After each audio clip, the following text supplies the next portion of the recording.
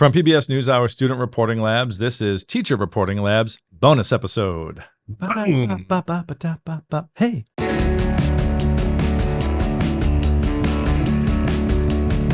Hey, it's Mike Conrad here. And Michael Kaufman. And we're just back to revisit the full conversation that we had with Dr. Melanie Schwartz on educator mental health and well-being. So as we end towards the school year, Dr. Melanie Schwartz will be helping us out because she is a licensed psychologist and the owner of Viewpoint Psychology and Wellness here in Michigan.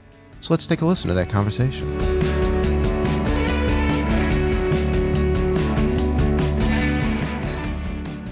We're looking for tools and resources for teachers to say, okay, I do need some help with this, and who can I talk to? What about the teachers who think that they're just at the end of the rope when people are leaving teaching in waves? What about those teachers that are they're at the end and they don't know if they can continue on in this profession?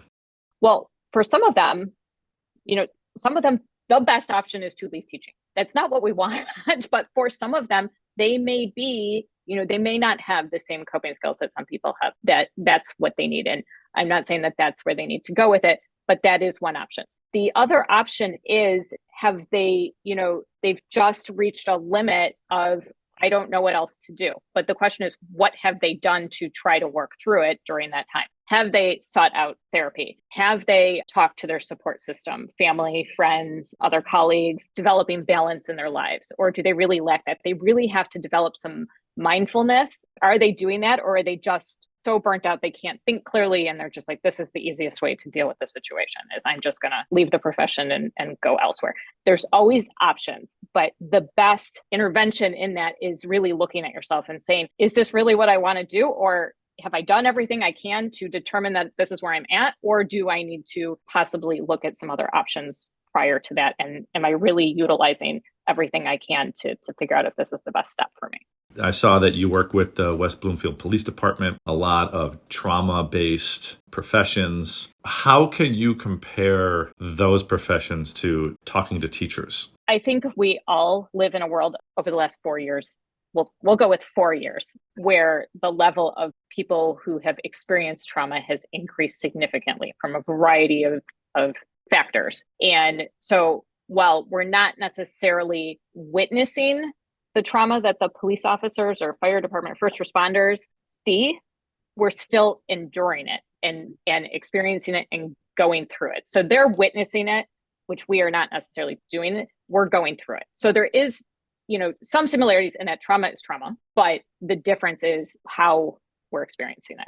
When it comes to diagnosing somebody who has experienced trauma and has a PTSD diagnosis, it's all the same. Whether you've witnessed it or you're experiencing it, it's still, you can develop the diagnosis of PTSD. And I think PTSD is an important thing to bring up. I mean, there's a kind of a, comical way to talk about it, where if we do a Zoom at work or we do a WebEx, staff meeting, I get PTSD of teaching virtually all over again. And it's hard. And it's Zoom fatigue was real.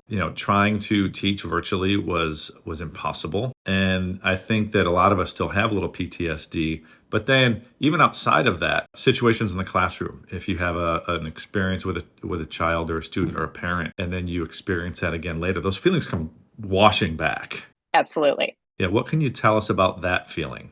If we have experienced trauma, the brain doesn't differentiate between time. Those feelings come right back when you're perceiving that same experience over again. It might be a different experience, but it still feels traumatic. So then it just comes washing back from what you previously experienced, if you haven't dealt with it through working through it in some way, whether it's in therapy or on your own. But it will be the exact same emotional experience, regardless of time.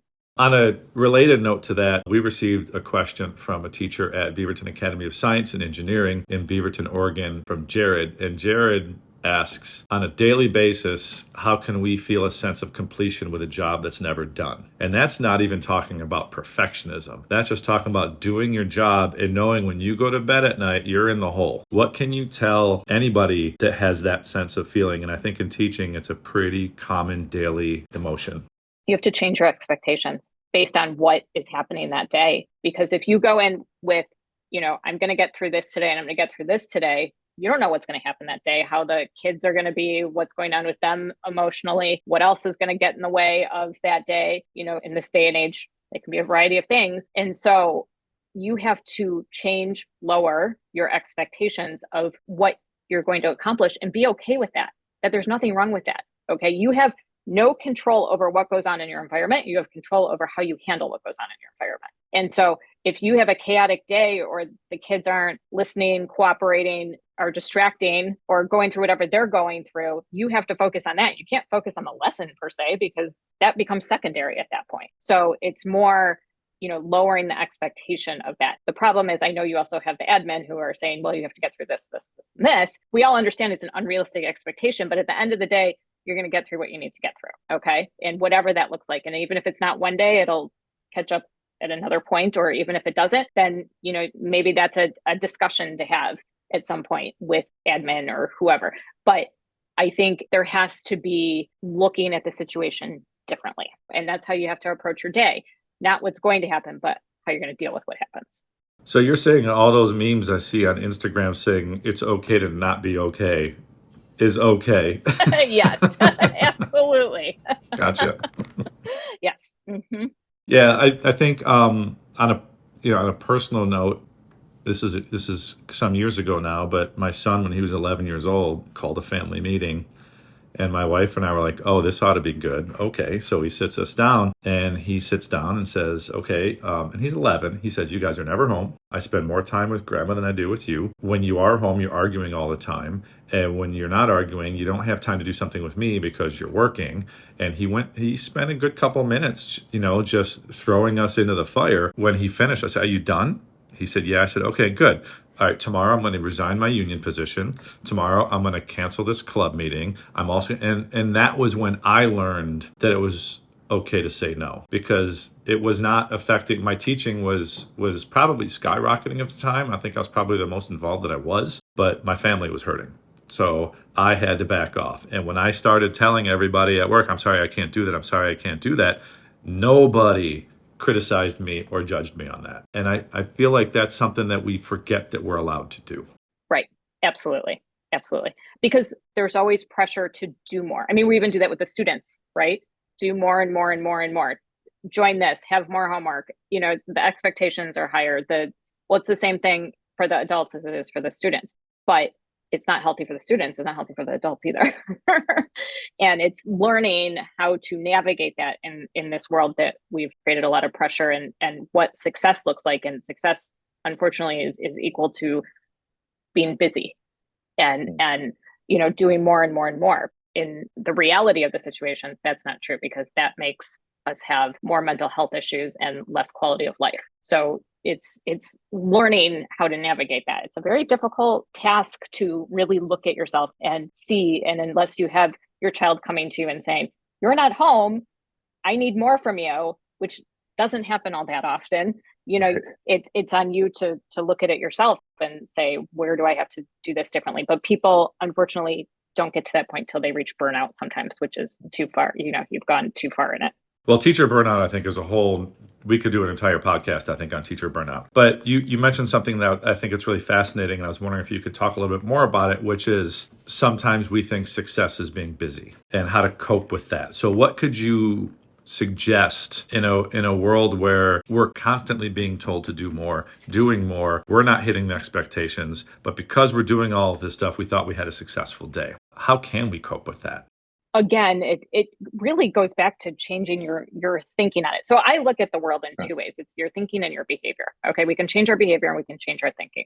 Okay, and that's going to create a better environment for us overall and decrease if you are having symptoms of mental health issues. It will decrease if you navigate some of that. We listen to what's kind of coming at us. Okay, but we're not listening to ourselves all the time. We're listening to the pressures of the world. What success looks like on TV or anywhere else, or even this world, or what, people are teaching us how to do. Okay. Whether that's coming from teachers because that's what they're being told they have to do, or it's coming from social media, or it's coming from all these things that are coming at us that are overstimulating on a regular basis. Okay. And if it's repeatedly coming at you, that's when you start to believe it. One thing that I'm beginning to find out is that it's okay to take a day. Yes. Absolutely. As a school district, we are given, 11 sick days per year. I used to not use them. Why would I use them? I have spring break. I've got holiday break. I've got Thanksgiving break. I now realize that on a Thursday, I can take a day and I can throw a sub plan out there and I can come in Friday feeling a little bit better, but not doing what some of my colleagues do, which is take a day off to do their job. So what's the danger of something like that? What I will hear from clients is that it's more stressful for me to write a sub plan, not know who's going to be the sub in the class, and let go of that control. So they just don't take care of themselves to avoid the anxiety of not having control over that day. Okay. So I will work with them on, it's more important to take care of you than it is to take care of whatever else is going on. You can let the class will be perfectly fine. It's not going to implode. Everything will be okay. And, work with them on that. But yes, if you are just going and just saying, well, I don't need to take it. It's fine. I'll just keep going on with my day or my days or my week. What's going to happen is you're going to get sick. Okay. Right. You depending on what grade you're in, working in, you already are in a germ-infested environment on a regular basis. Your immunity is going to go down. It's going to affect your mental health. It's going to affect your, like you said, time with your family. It's going to affect your ability to be present with your friends and family or the activities that you're choosing to do when you're not working, because you're going to be so tired that you're not going to be present moving forward. So it's more harmful not to than it is to take that day. So, but and I see that because I know there's times where I start to feel sick because I'm just running myself into the ground. But some teachers will take one of their personal days, one of their sick days to sit at home and do all of their grading. So they're not taking that day for themselves. They're taking it to work. And then when they actually are sick, they can't take a day off because they're out of them. Or they've taken their sick days because their kids are sick and they have to now take a sick day to be at home with their kid. So you're merging your personal life and your personal stresses and your professional stresses. Where do we go with that?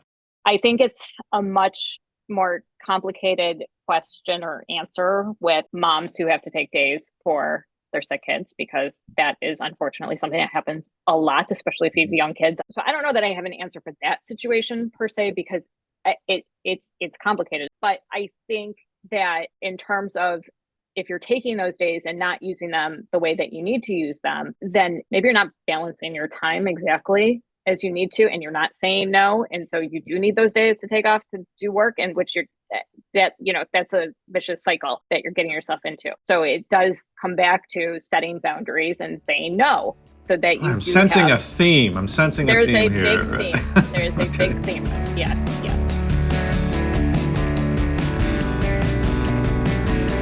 So as we get towards the end of the school year, hopefully you heard some interesting conversation and more importantly, some tools that you can use that can help you get through the end of this year and the beginning of next year, and something that you can always revisit and go, you know what? I can use this stuff. I need this now, and it will give you some help. From PBS NewsHour Student Reporting Labs, this bonus episode for Teacher Reporting Labs was produced by SRL's Community Engagement Manager, Emily Hope Dobkin, edited by Evan Gulock with support from lead podcast producer, Briget Ganske. And of course, many thanks to SRL Editorial Director Marie Cusick and Executive Producer Leah Clapman.